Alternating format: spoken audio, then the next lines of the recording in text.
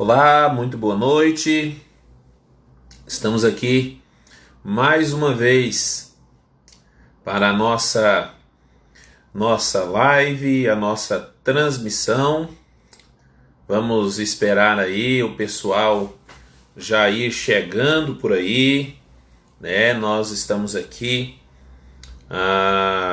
direto do canal da UMP União, aqui da cidade de Goiânia. Para você que é de fora, a Igreja União fica aqui na cidade de Goiânia. Então vamos chegando por aqui.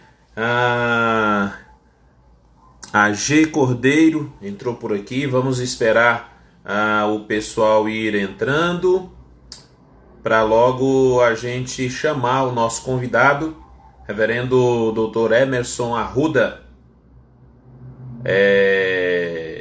da cidade de Rondonópolis. Emerson Arruda, lá da cidade de Rondonópolis. Vamos aguardar mais um pouquinho, ele ainda não apareceu por aqui.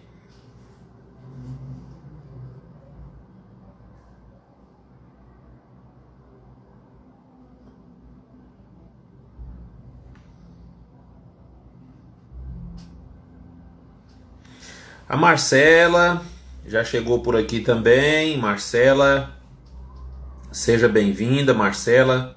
Vamos chegando aí. Agorinha a gente já inicia a nossa transmissão. Só um instante que a gente já começa.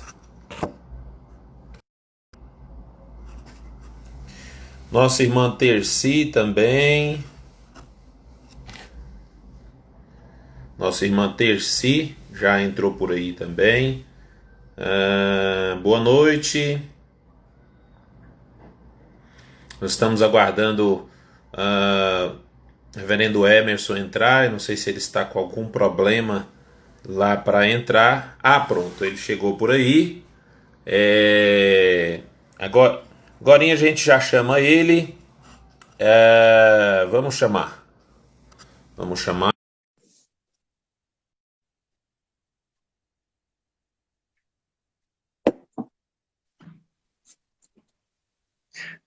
Fala, Diogo. Opa! Boa Tudo noite. maravilha? Tudo tranquilo? Boa noite, tudo bem com vocês? Tudo tranquilo, tudo bem, graças a Deus. Tudo, Então tá maravilha demais. tudo em paz, né? Tudo na graça, graças a Deus. Beleza. E como que tá aí Rondonópolis aí com essa pandemia? Como é que tá aí essa questão dos contaminados? Como que tá? Eu acredito que Rondonópolis, ela mais ou menos segue aquilo que tem acontecido na maioria das cidades. O vírus tem avançado um pouco, as medidas políticas são tomadas para que haja um controle. Nós estamos lutando, como tantas outras cidades do nosso país, na expectativa de que haja uma manifestação da graça de Deus, possibilitando nos encontrar a cura e assim por diante. A batalha está muito parecida com tantas outras cidades do nosso país. Certo, certo. Muito bem. Então, antes da gente começar, eu gostaria que a gente fizesse uma oração nesse momento e depois você já se apresenta para o pessoal que não te conhece, tá bom? Maravilha, maravilha. Vamos orar. Deus gracioso, Deus bondoso, obrigado, Pai. Obrigado, Senhor, por esse tempo, momento de comunhão, mesmo que nós não estamos juntos, mas o Senhor nos proporciona essa ferramenta. Obrigado, Senhor, pela vida do Reverendo Emerson, ó Pai, sua disposição, estar aqui para trazer a Tua palavra, trazer esclarecimentos, ensinamentos. Ó Deus, que o Senhor instrua o nosso coração e que o Senhor usa o Teu servo na ministração da Tua palavra. Ó Deus, assim eu oro e te peço, com perdão dos nossos pecados, em nome de Jesus. Amém.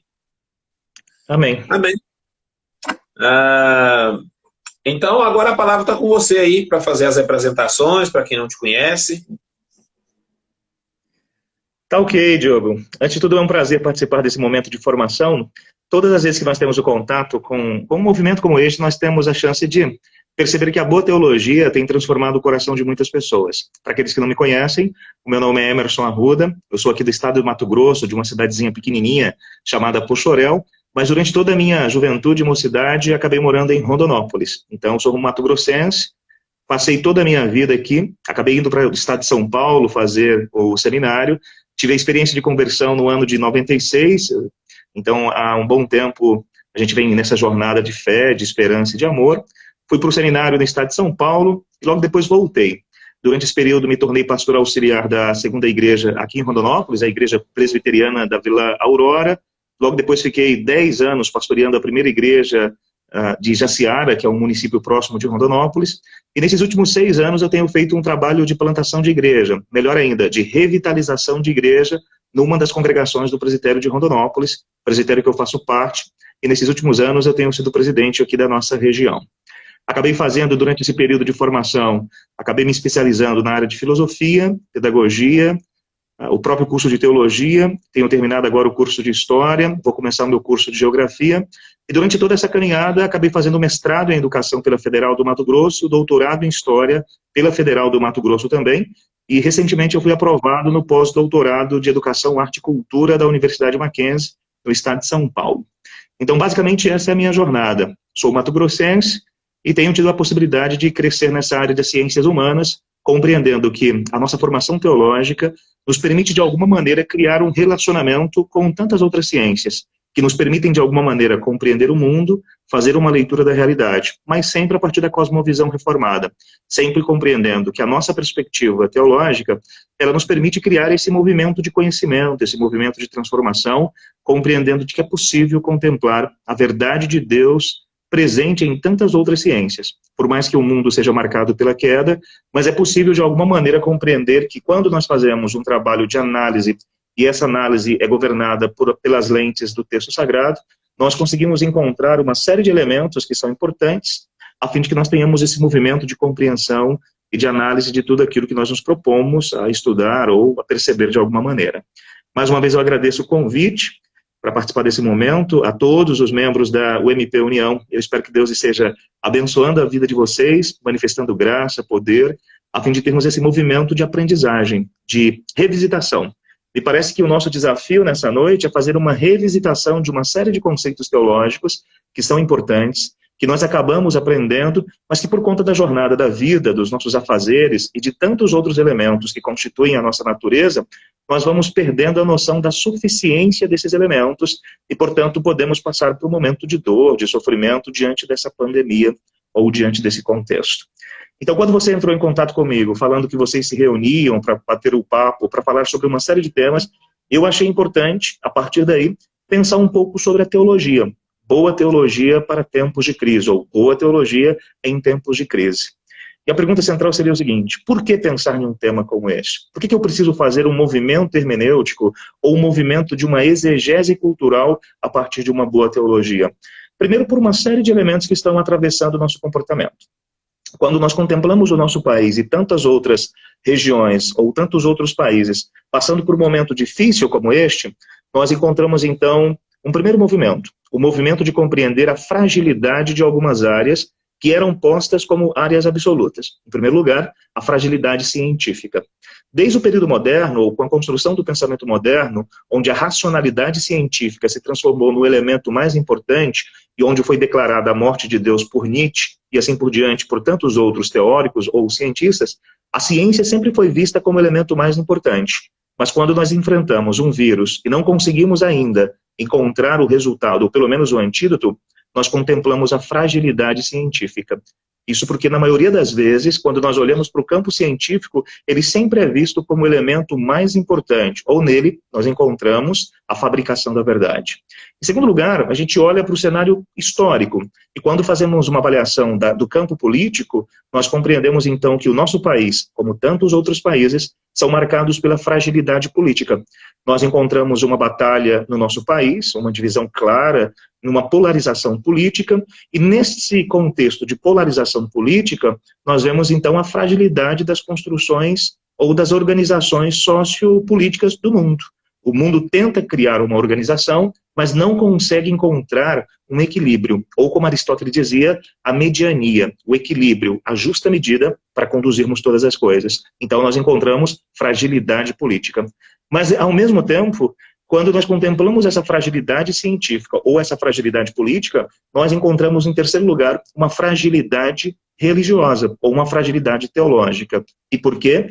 Porque, de alguma maneira, muitos cristãos não estão conseguindo, de alguma forma, lidar com esses problemas. E quando eles não conseguem lidar com esses problemas, eles começam agora a ter crises existenciais ou crises espirituais. E me parece, então, que a boa teologia, que essa reflexão nos permite, de alguma maneira, compreender que quando eu tenho uma base escriturística ou quando o meu coração é conduzido por valores absolutos de uma teologia concisa, ou pelo menos de uma teologia que tem uma dimensão bíblica e que ao mesmo tempo tem ligações com a cosmovisão reformada, eu consigo encontrar equilíbrio nas minhas avaliações.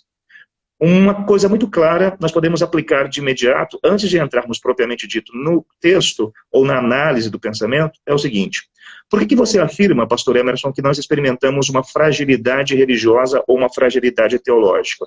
Por duas questões básicas. A primeira delas, o fato de que as pessoas vivem... Em que momento nós teremos o contato com o templo? Em que momento nós vamos celebrar a Deus no templo? Então houve uma preocupação imensa. Nós vamos ou não para o templo? Em que momento nós teremos um movimento de adoração no templo? Então algumas pessoas criaram uma espiritualidade templária. Imaginam que o seu comportamento é marcado pela vivência no templo. E o templo, na verdade, é apenas um espaço onde nós nos reunimos para celebrar a Deus. Quando eu crio uma crise existencial por conta do templo, isso significa dizer que eu não compreendo qual foi o papel do templo dentro do processo revelacional. Então, todos os símbolos do Antigo Testamento apontavam para Cristo como aquele que é a consumação de todas as coisas. Então, eu preciso compreender que a igreja de Deus é muito mais do que um templo. A igreja é uma comunidade de homens e mulheres alcançados pela graça, reunidos pela obra vicária de Jesus Cristo. Esse é o primeiro elemento. O segundo elemento, nós tivemos com essa questão da Santa Ceia. Quando tantas pessoas começaram a discutir, e a Santa Ceia? Em que momento nós vamos tomar a Santa Ceia? Posso tomar a Santa Ceia online? Não posso tomar a Santa Ceia online? Vou pegar o meu carro e vou passar pela quadra da igreja para tomar a Santa Ceia? Quando você vê a igreja desesperadamente preocupada com Santa Ceia, é porque ela está deslocada da real necessidade do país no exato momento. O que nós precisamos nos perguntar não é se nós teremos Santa Ceia, porque Santa Ceia é um meio de graça. Eu posso ficar um período privado desse meio de graça, mas existem outros meios de graça que utilizo ou que Deus me permite ter para o meu crescimento espiritual, como a oração, a leitura da palavra. São meios de graça que me permitem santificar o meu coração. Ou seja, ao invés de ficar preocupado se eu terei Santa Ceia, e eu acredito que Santa Ceia deve ser aplicada, ou nós devemos experimentá-la reunidos no templo, ao invés de eu ficar preocupado com esse meio de graça, eu precisava ficar preocupado, ou preciso ficar preocupado, as pessoas que estão passando por esse momento difícil, elas estão se alimentando de alguma coisa? Há cestas básicas distribuídas pela igreja para que as pessoas, os pobres, ou os irmãos que não têm condições da nossa igreja possam ter? Então, quando eu contemplo uma briga deslocada, eu percebo que nós estamos tendo, de alguma maneira, uma deficiência teológica, ou pelo menos uma deficiência em uma exegese cultural. Compreendendo que exegese cultural é uma leitura da minha cultura, do meu tempo, das minhas necessidades e daquilo que acontece. Então, quando eu olho para a fragilidade política, fragilidade científica, fragilidade teológica, eu preciso de todos os modos ter uma teologia que me possibilita ter essa leitura clara acerca do mundo ou acerca daquilo que está acontecendo. E a pergunta nessa noite é a seguinte: o que você está tentando chamar de boa teologia? Ou talvez o primeiro paradigma hermenêutico nosso seja o seguinte: o que é teologia? Então, nós precisamos lançar a nossa reflexão em uma definição muito simples. Quando nós falamos sobre teologia, nós estamos falando sobre a junção de duas palavras gregas, theos e logia, de logos, logê, de estudo, de razão, de análise. E theos, Deus. Então, literalmente, nós poderíamos dizer que teologia é o estudo acerca de Deus. Mas é óbvio, nós compreendemos que Deus é um ser absolutamente distinto e supra-racional. Nós não conseguimos dissecar a Deus do mesmo modo que um cientista ou um biólogo acaba dissecando, por exemplo, um sapo ou um determinado objeto, um determinado corpo. Como Deus não pode ser, de maneira nenhuma, dissecado pela nossa mente, nós estudamos aquilo que Deus revelou no processo histórico. Portanto, teologia é um exercício humano tentando compreender os meios revelacionais definidos por Deus, a fim de que chegássemos ao conhecimento acerca da natureza dele. Mas vamos partir do pressuposto que teologia seja o estudo acerca do ser de Deus e os seus atributos, ou do modo como Deus manifestou a sua existência, do modo como Deus manifestou o seu desejo. Então, estou partindo do pressuposto de que a teologia é uma tentativa humana de compreender os processos revelacionais, ou o modo como Deus manifestou a sua própria existência dentro de uma linha histórica, dentro de uma temporalidade criada por Deus. Se teologia é a tentativa de estudarmos o ser de Deus à luz da revelação, ou à luz do processo revelacional, precisamos então compreender qual é a teologia que define a nossa identidade como cristãos, como presbiterianos do Brasil, ou como presbiterianos que abraçam os símbolos de fé de Westminster. Então esse é o movimento. Eu quero propor para vocês, basicamente, no resumo que tenho diante dos meus olhos, alguns elementos. Eu quero trabalhar com uma frase de transição, ou pelo menos com um conceito. E qual é o conceito que eu quero trabalhar com vocês? Em primeiro lugar, em tempos de crise é necessário uma teologia trinitária. O primeiro elemento importante, quando nós falamos sobre teologia, é compreender a identidade do ser de Deus. A pergunta é, quem é Deus? Quando lançamos os nossos olhos no texto sagrado, nós encontramos, por exemplo, Jesus Cristo definindo para a mulher de Samaria que Deus é espírito e importa que os seus adoradores o adorem em espírito e em verdade. Essa é uma definição. Mas eu preciso compreender que um dos elementos centrais na teologia que constitui a nossa visão de mundo é a doutrina da Trindade. Nós acreditamos em um único Deus que subsiste em 3 pessoas, Pai, Filho e Espírito Santo. Portanto, nós estamos afirmando de que uma boa teologia ela tem como base a identidade triuna do próprio Deus. Quando falamos sobre doutrina da Trindade, nós precisamos compreender 2 elementos teológicos singulares. O primeiro deles, a singularidade ou a unicidade de Deus. Deus é um único ser. Ser como Deus não existe na face da terra em qualquer outro mundo. Um ser semelhante a Deus não existe. Ele é absolutamente singular em seu poder, em sua glória, em sua graça, em seu amor. Ele é um único Deus.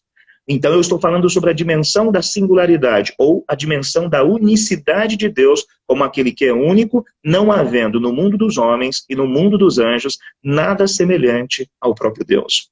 Mas ao mesmo tempo, nós acreditamos que Deus é um único ser, mas que ele existe eternamente, ou que ele tem uma identidade triuna, Pai, Filho e Espírito Santo.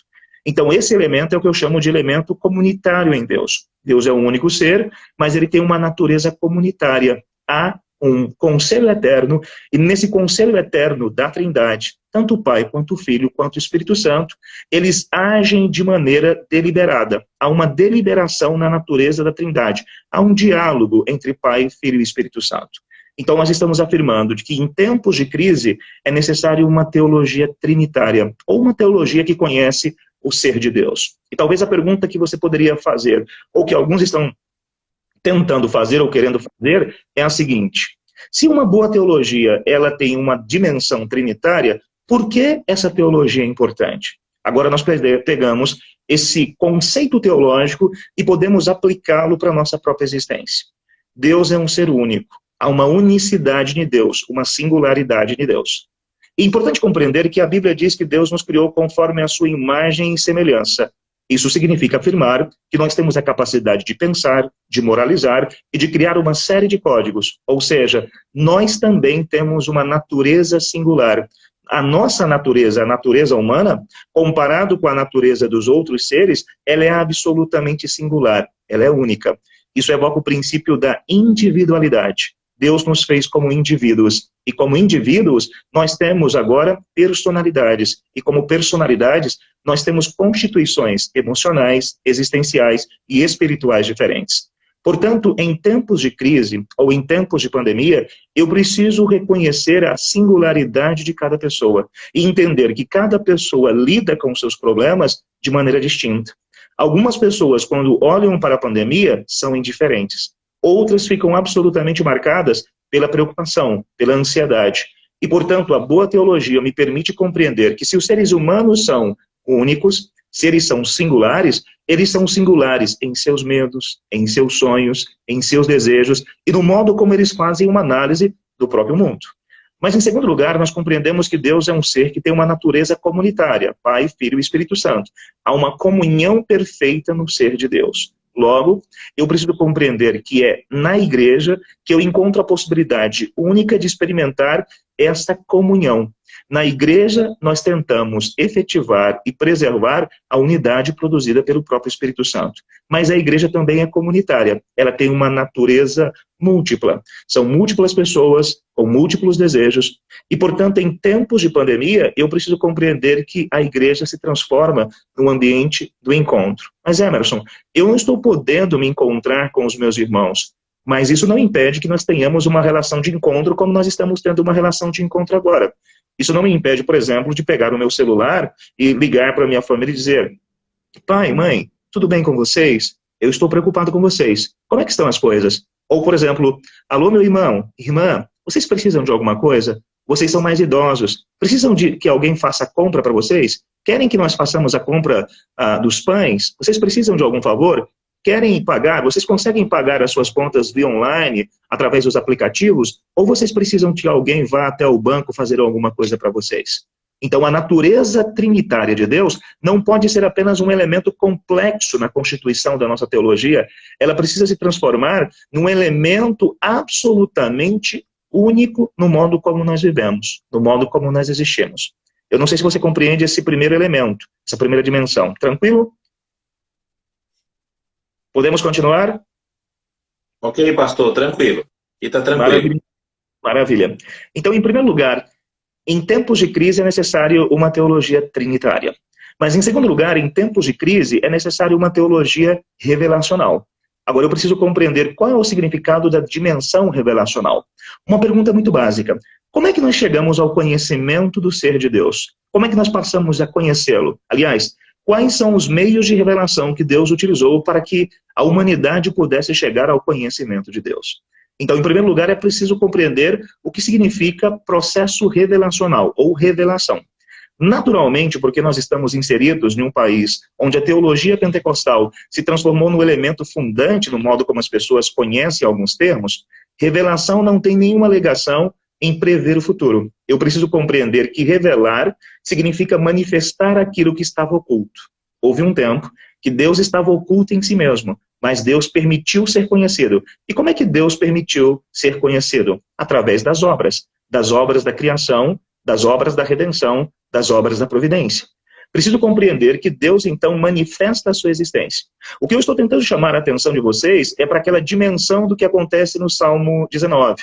Os céus proclamam a glória de Deus, o firmamento anuncia as obras de suas mãos. Ou seja, quando discutimos sobre o processo revelacional, nós estamos afirmando que, historicamente, Deus manifestou a sua existência através das obras da criação. Na criação, nós encontramos as digitais de um ser inteligente que nos permite conhecê-lo através daquilo que ele criou. Mas eu posso também compreender que Deus manifestou a sua existência não apenas nas obras da criação. Ele revelou a sua existência nos processos históricos, porque ele está atuando na história e manifestando a sua existência nos processos históricos.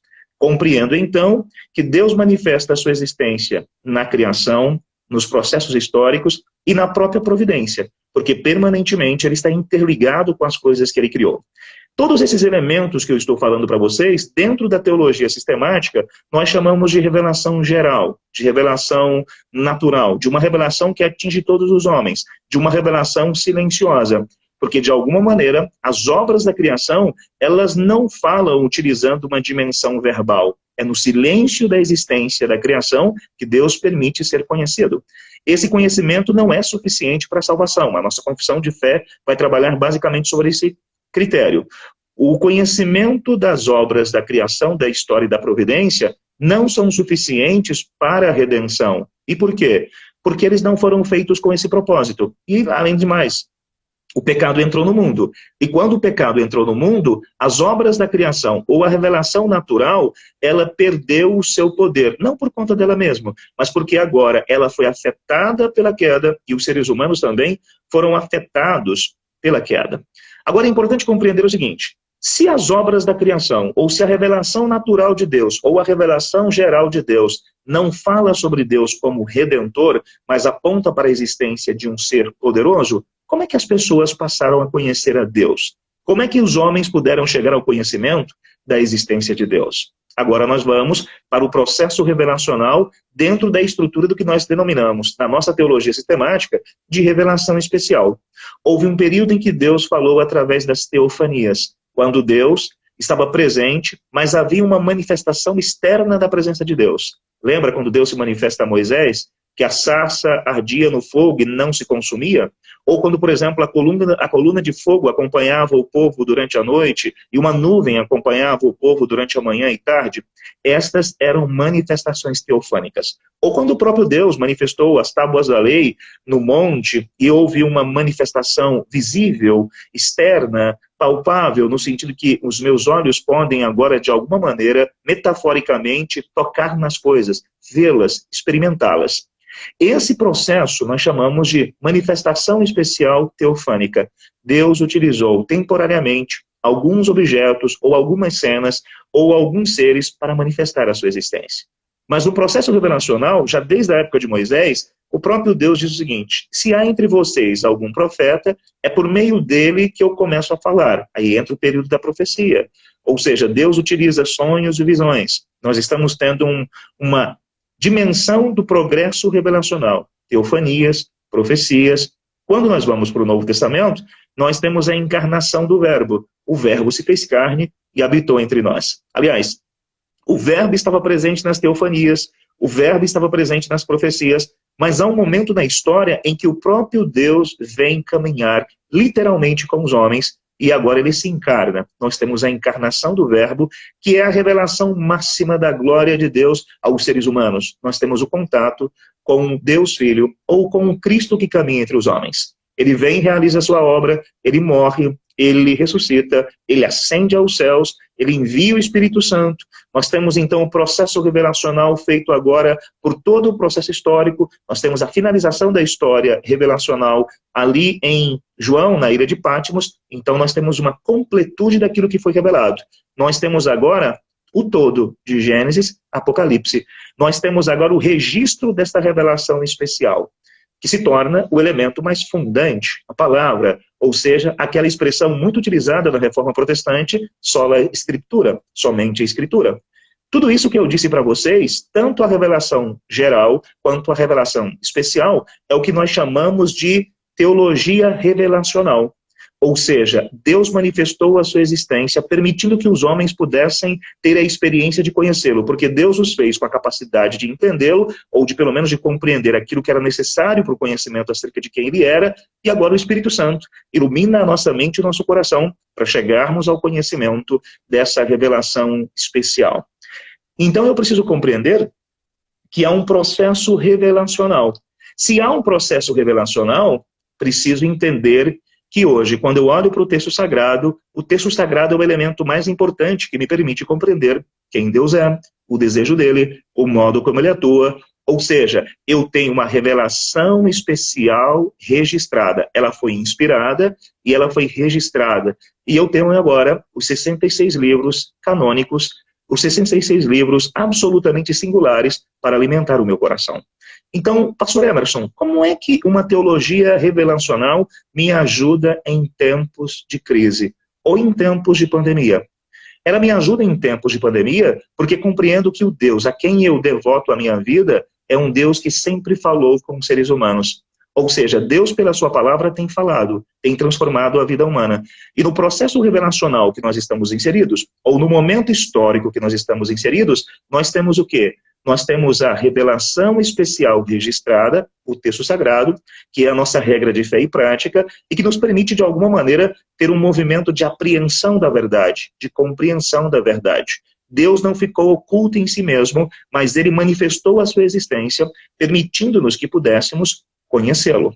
Isso significa dizer que, diferente das outras culturas, das outras religiões, dos outros movimentos interpretativos, nós cremos de um Deus que fala, de um Deus que manifesta a sua existência, e o conhecimento da existência dele transforma o nosso coração, ou o conhecimento da existência dele provoca mudanças no modo como nós vivemos e existimos. Esse é o segundo elemento, ou a segunda verdade. Mas, em terceiro lugar, em tempos de crise, é necessário uma teologia cristológica. E quando eu falo sobre teologia cristológica, eu estou olhando para o Filho. A pergunta é, se Deus sempre existiu, e se ele existiu com uma natureza triuna, e agora ele nos permite conhecê-lo no processo revelacional, eu conheço a Deus por intermédio de quem? Quem é o mediador desse processo de conhecimento? Nós podemos ter uma experiência de conhecimento acerca de quem Deus é, compreendendo que Deus cria um mediador.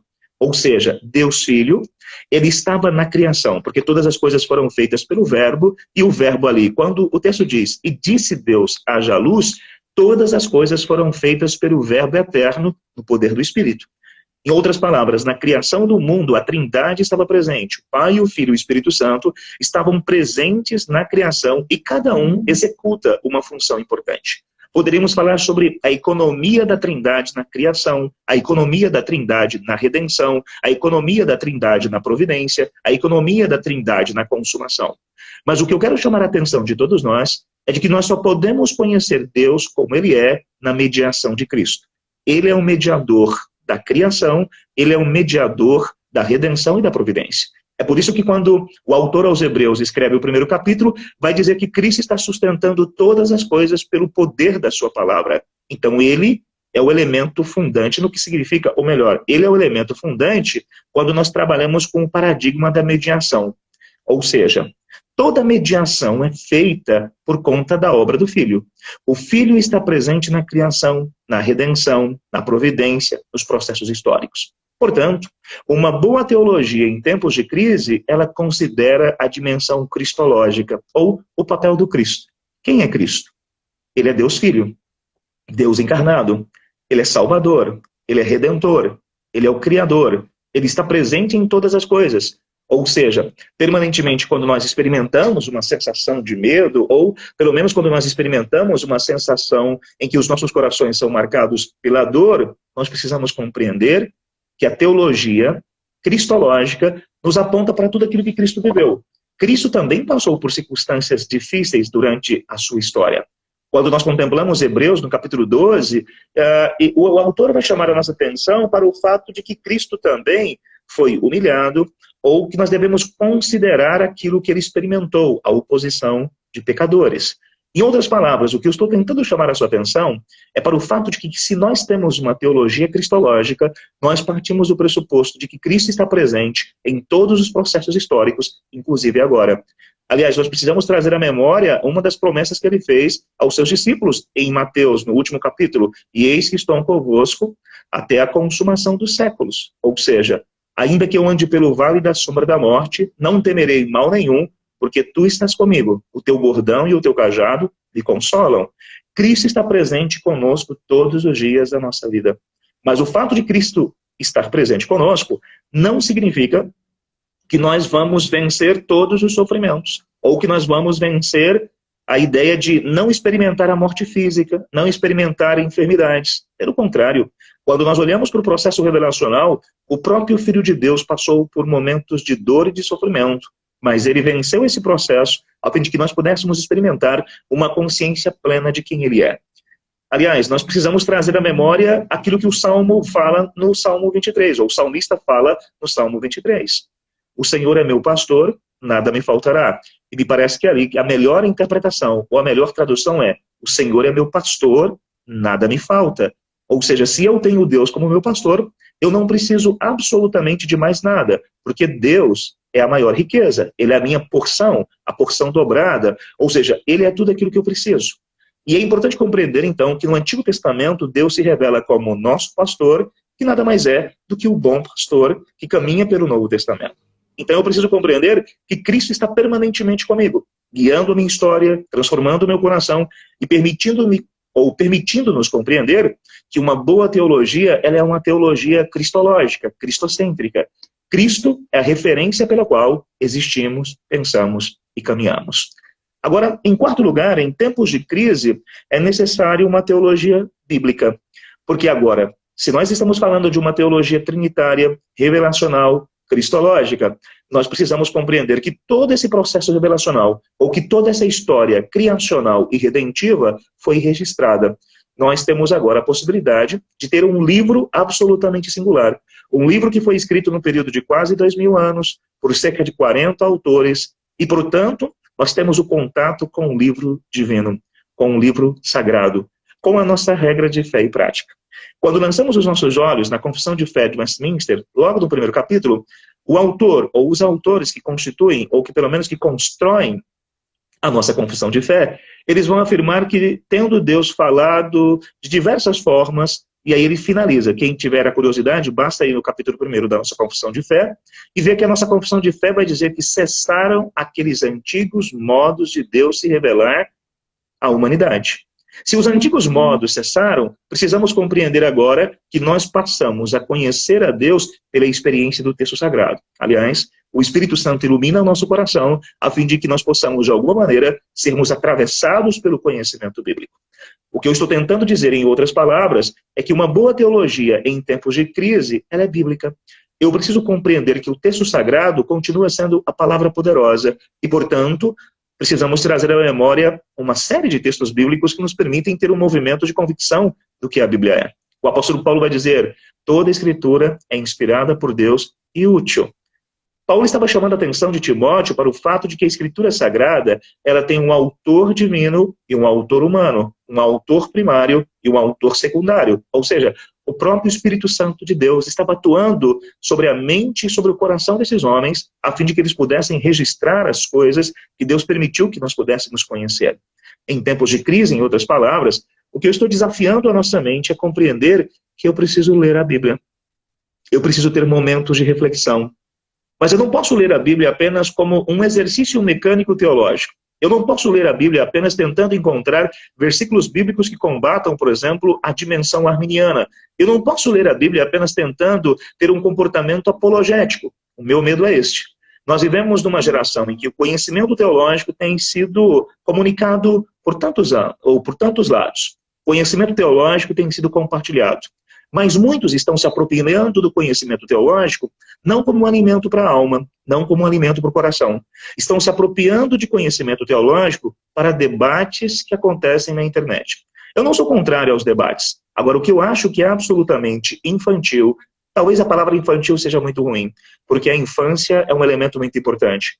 Nós estamos encontrando pessoas infantilizadas, tentando agora fazer um marco da sua localização teológica, e elas não conseguem compreender que quando eu tenho uma boa teologia ou uma boa relação com a Bíblia, eu não fico utilizando a Bíblia apenas para fazer debates, apologias bíblicas. Pelo contrário, eu tenho com a Bíblia uma relação de amor, eu tenho com a Bíblia uma relação de sujeição, ou o próprio Deus me convida a ter uma relação de amor, de sujeição, de aprendizagem.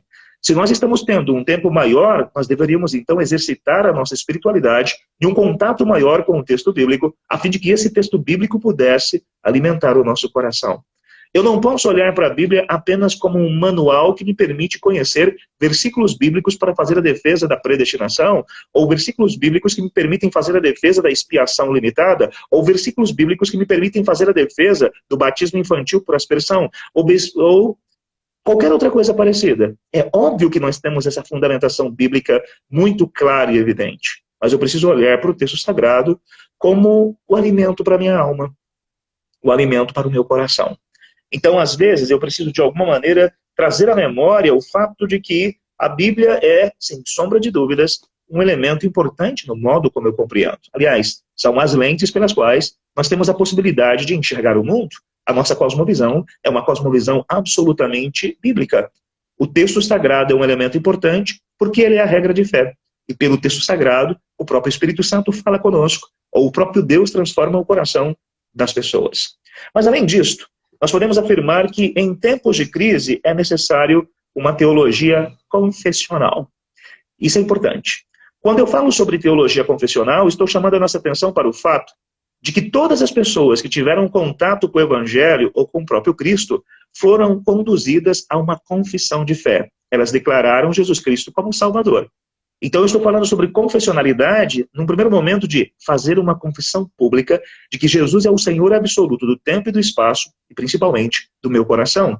Eu confesso os meus pecados, eu confesso os meus limites, eu confesso os meus erros, eu confesso os meus medos, mas eu confesso também que em Cristo eu encontro o caminho, a verdade e a vida, que Cristo é o Redentor, que nele eu encontro o perdão dos meus pecados, Cristo é a nossa santificação, Cristo é a nossa justificação, em Cristo eu encontro o caminho da salvação. E Deus me permite conhecê-lo, porque pelo Espírito Santo sou convencido, graciosamente, a amá-lo, adorá-lo, a ter uma experiência com ele. Portanto, em primeiro lugar, uma boa teologia, ela é confessional. Eu faço uma confissão de fé, ou eu faço uma confissão que Cristo é o meu Salvador e que eu tenho significado de existência nele. Mas é óbvio que eu estou olhando não apenas para a confissão no sentido de Cristo, essa é a primeira confissão, a confissão mais importante, mas eu estou falando sobre confissão no sentido da nossa confessionalidade, dos documentos produzidos no século XVII, ou seja, estou falando sobre os símbolos de fé de Westminster, o Catecismo Maior, o Breve Catecismo, a Confissão de Fé de Westminster, documentos produzidos em um determinado tempo histórico e documentos importantes que nos permitem, de alguma maneira, compreender que Deus levantou homens, ou Deus levantou uma série de pessoas para produzir conhecimento teológico importante para o exercício da nossa própria fé. Aliás, é tempo de nós termos a capacidade de compreender que Deus tem levantado uma geração de homens e de mulheres que fazem um exercício teológico salutar para a construção da nossa espiritualidade. Em tempos de crise, é necessária uma teologia confessional, porque é na confessionalidade que nós encontramos um estudo dedicado, um estudo sistematizado, elementos concisos que nos permitem compreender um pouco mais o texto sagrado, ou ter uma experiência de conhecimento com esse texto que nos permitem ter uma experiência com o próprio Deus. Mas é sempre importante compreender que quando nós falamos sobre a nossa confessionalidade teológica, ou sobre a nossa confessionalidade doutrinária, que a nossa confissão, ela também é um produto humano. Então eu não posso olhar para os símbolos de fé imaginando que eles são infalíveis. O que é infalível é o texto sagrado. O texto sagrado é absolutamente infalível, absolutamente inerrante, absolutamente suficiente. Eu preciso compreender que a nossa confissão de fé, ou os nossos símbolos de fé, são construtos humanos, são produções humanas. Logo, se são produções humanas, é até uma questão lógica. Se eles são produções humanas, eles são finitos. Se eles são finitos, eles são limitados. Se eles são limitados, eles não compreendem a totalidade de quem Deus é. É apenas um exercício racional teológico acerca daquelas verdades, acerca daqueles princípios.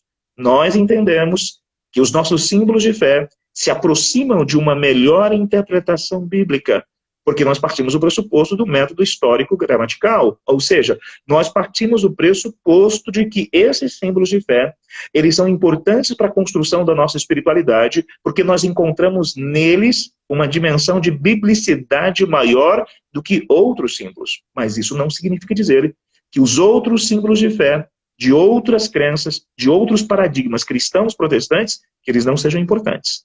Para nós, para a suficiência do nosso conhecimento, ou para a dimensão daquilo que nós compreendemos, os nossos símbolos de fé são importantes. E por isso nós somos teólogos calvinistas, ou que pelo menos nós temos uma confissão ou uma cosmovisão reformada. Em tempos de crise, é necessária uma teologia confessional, porque eu tenho a experiência de conhecer uma série de homens que viveram no passado e que viveram pela fé. E, portanto, eu sou convidado a ter uma experiência, por exemplo, com os escritos de João Calvino, com John Knox, com os escritos de Abraham Kuyper, ou com tantos outros escritos, e com os próprios escritos produzidos no século XVII, quando, em Westminster, na abadia de Westminster, nós tivemos a confecção dos nossos documentos. Mas, em último lugar, nós podemos afirmar que, em tempos de crise, é necessário uma teologia histórica. E quando eu falo sobre teologia histórica, estou chamando a atenção de todos vocês para o processo revelacional. É importante compreender que Deus, ele nos permite conhecê-lo dentro de um processo de temporalidade, dentro de uma linha histórica. É interessante isso. Deus, que é absolutamente atemporal, ele se temporaliza. Ou Deus se acomoda às esferas temporais para que nós possamos conhecê-lo. Essa é uma das coisas mais fascinantes em Deus. Porque nesse exato momento que nós estamos vivendo, ou seja, o agora para Deus, ele não existe e existe ao mesmo tempo. Deus vive em uma única fração de segundos todas as coisas ao mesmo tempo. Ou seja, nesse exato momento, Deus vive de maneira singular a criação, a redenção e a consumação. Aliás, Deus já vive conosco no novo céu e na nova terra. Nós ainda viveremos o novo céu e na nova terra. Mas é natural que isso aconteça conosco. Por quê? Porque nós somos filhos da temporalidade, nós somos filhos de uma dimensão histórica. Aquilo que Deus já vive, nós ainda viveremos. Aquilo que Deus já experimenta, nós experimentaremos. Aliás, não é que Deus experimentou, Deus experimenta todas as coisas ao mesmo tempo de maneira complexa. Isso nós não temos a capacidade de entender porque nós somos filhos de uma temporalidade.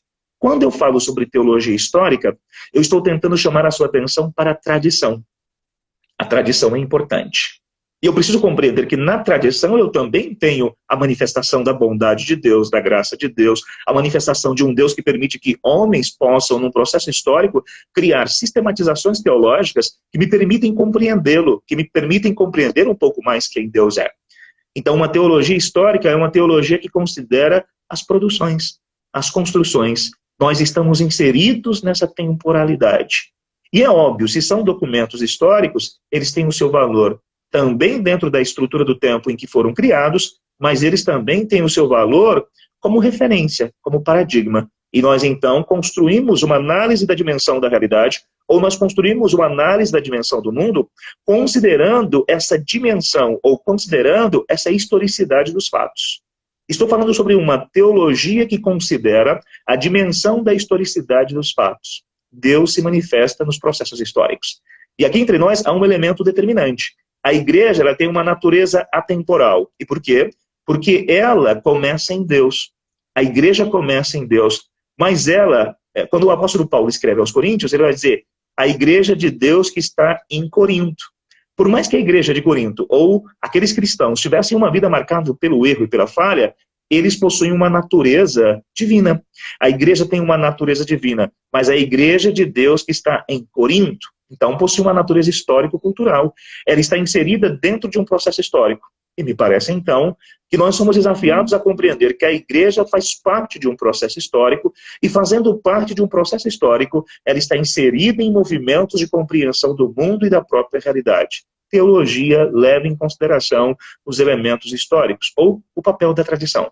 Mas, no entanto, preciso compreender que, diferente dos nossos amigos, dos nossos conhecidos, e diferente da teologia católica, a tradição não é o elemento basilar. Eu não posso construir um conceito de doutrina só a partir da tradição, porque não é a tradição que dá credibilidade para o texto sagrado. É o texto sagrado quem dá credibilidade para a tradição. Qual é a nossa regra de fé e prática? As escrituras sagradas. Qual é o papel da tradição? A tradição é um elemento que me permite compreender. A tradição é o desenvolvimento desse processo de sistematização. Eu não posso colocar a tradição e as escrituras sagradas no mesmo patamar, como se a tradição e a escritura sagrada fossem suficientes. Suficiente de maneira plena e única é o texto sagrado. E eu preciso compreender, então, que a tradição, ela me permite compreender porque ela sistematiza um conjunto de reflexões teológicas produzidas no tempo e no espaço. Me parece, então, o que nós aprendemos basicamente? Me parece então que a tradição é um elemento importante. Nós aprendemos basicamente 6 elementos. O primeiro deles, teologia trinitária. Segundo deles, teologia revelacional. Terceiro deles, teologia cristológica. Quarto dele, teologia bíblica. Quinto dele, teologia confessional. E sexto, teologia histórica. Me parece então, quando eu tenho uma noção desses aspectos de uma boa teologia, esses aspectos me permitem de alguma maneira compreender que eles criam uma estrutura de firmeza no meu coração. Mas como é que uma teologia confessional me permite enfrentar tempos de pandemia ou tempos de crise? Quando eu compreendo que há uma confessionalidade ou que eu preciso fazer uma pública profissão de fé, todas as vezes que nós oramos, dialogamos com Deus, quando nós conversamos com Deus e colocamos o nosso coração na presença dele, nós estamos confessando crenças que habitam, convicções que fazem parte da nossa vida. Lembre-se, quando eu compreendo que em Deus eu tenho a possibilidade de fazer uma confissão de fé, quando eu oro, eu faço uma confissão do seu poder, uma confissão da sua graça, uma confissão do seu amor, uma confissão da sua presença, e essa pública confissão de fé que é criada por mim mesmo, a mim mesmo, aquece o meu coração, aquece as minhas convicções. E quando eu olho para a tradição histórica e percebo que Deus esteve atuando na história, essa tradição histórica me permite também compreender que muitos homens e mulheres viveram pela fé e experimentaram momentos significativos na sua própria história. E estes homens que morreram pela fé, que experimentaram pandemias, Primeira Guerra Mundial, Segunda Guerra Mundial, que experimentaram movimentos e momentos difíceis na história, eles também se transformam em símbolos do conhecimento, em compreensão de quem Deus é. Me parece, então, Diogo, que esses elementos, eles são determinantes. Esses elementos são importantes na construção de uma reflexão teológica concisa, que nos permite, de alguma maneira, criar um movimento, não apenas um movimento apologético, mas um movimento de adoração, de busca da presença do Senhor, de convicção de que o Senhor está caminhando conosco todos os dias, transformando o nosso caráter, alimentando a nossa fé, conduzindo-nos a enfrentar o medo e a insegurança, sabendo que o Redentor vive e reina sobre o nosso coração e que sustenta a nossa família, o nosso emprego, o nosso ser e a nossa existência. Me parece que esses elementos são determinantes para a nossa vida e é em nome de Cristo que nós, então, fazemos essa pública declaração de fé para o mundo. Acho que é isso, Diego. Ou Diogo. Ah, isso aí. Achei que você ia errar meu nome, né? Não é possível. Jamais, jamais. Deixa eu fazer uma questão aqui. Pois não. Você disse que nós não devemos ler a Bíblia para combater o arminianismo, ou em outros casos, ou vou ler a Bíblia para combater aqueles que defendem a predestinação. Nós devemos ler a Bíblia porque ela é o alimento para a nossa alma, né? E hoje isso ficou muito... E hoje isso está muito em questão, visto que a gente vive um movimento assim, um movimento muito polarizado. Mas o que eu queria falar é o seguinte: você falou sobre uma teologia calvinista. Eu gostaria que você falasse mais alguma coisa sobre uma teologia calvinista. Ok.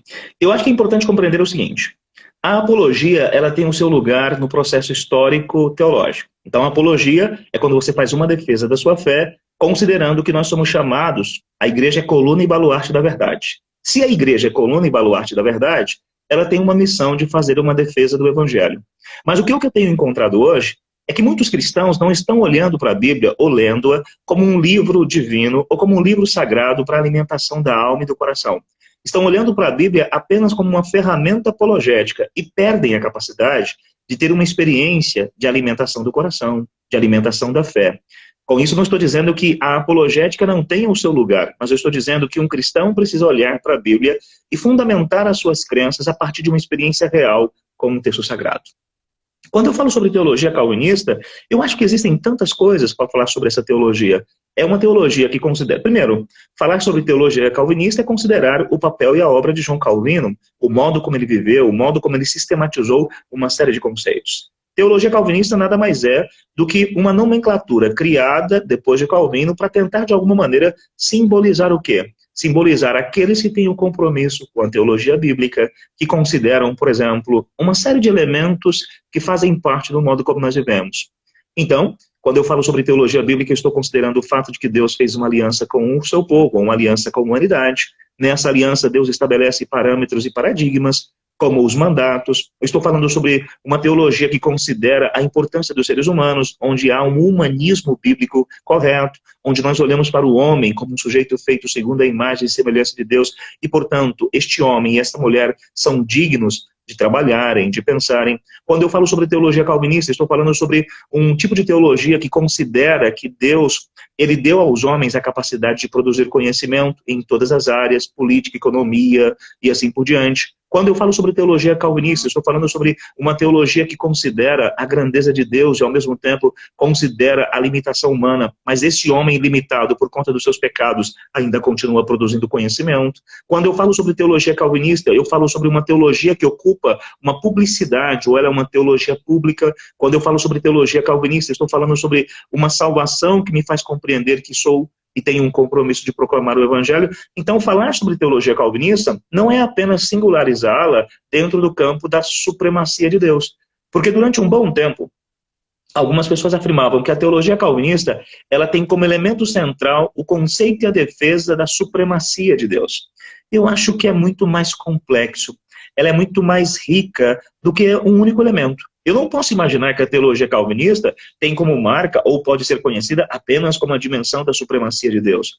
Eu preciso olhar para a teologia calvinista como uma movimentação, como uma reflexão filosófica, bíblica e teológica que me permite compreender que Deus criou todas as coisas para a glória do seu nome, e quando eu vivo para a glória de Deus, eu tenho uma relação de amor, de adoração para com Deus, eu tenho uma relação de amor para com os outros, eu consigo compreender qual é a minha localização histórica, qual é o meu papel no mundo, eu consigo compreender que posso produzir pedagogia para a glória de Deus, eu posso produzir música para a glória de Deus, ou seja, envolve a totalidade da minha vida e da minha história. Então existem tantas coisas que podem ser ditas sobre a teologia calvinista.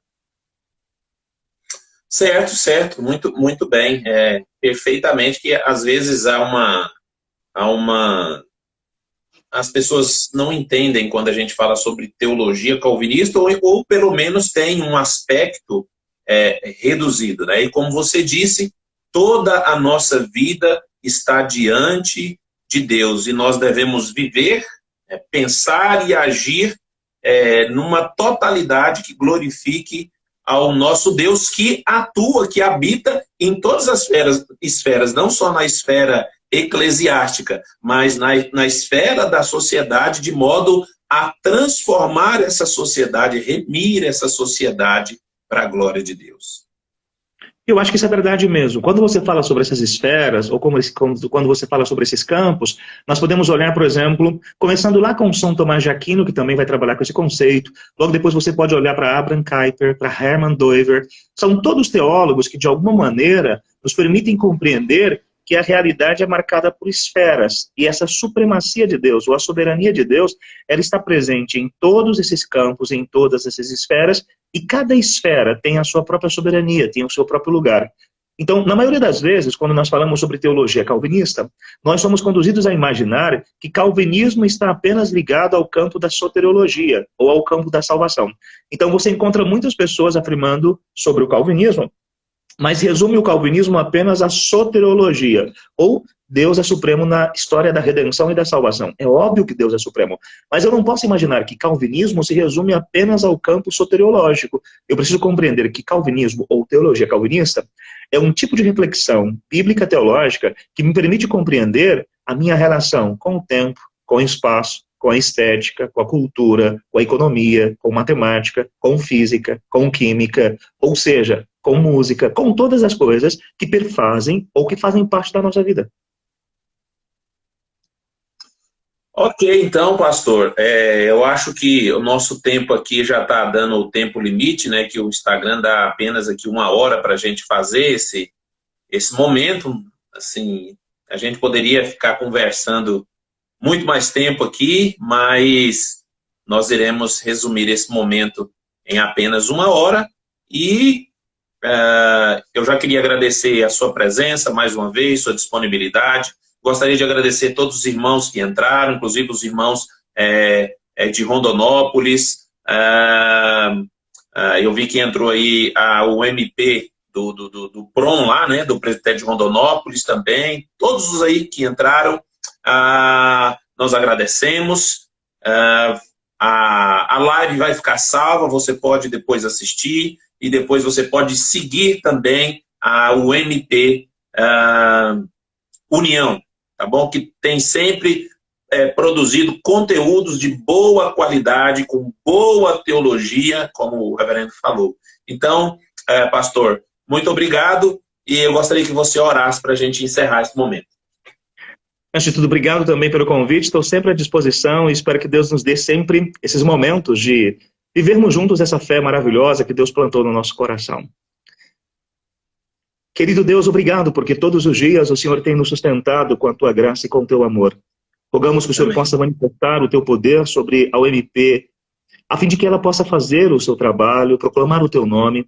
Rogamos também que o Senhor possa abençoar a vida do seminarista Diogo, que ele receba da Tua parte sempre a a alegria de amá-lo, de servi-lo, que a sua esposa também seja abençoada, que os seus estudos no seminário sejam conduzidos pelo teu poder e pelo teu amor. Abençoe também a igreja, que o teu filho tem trabalhado, tem caminhado, abençoando os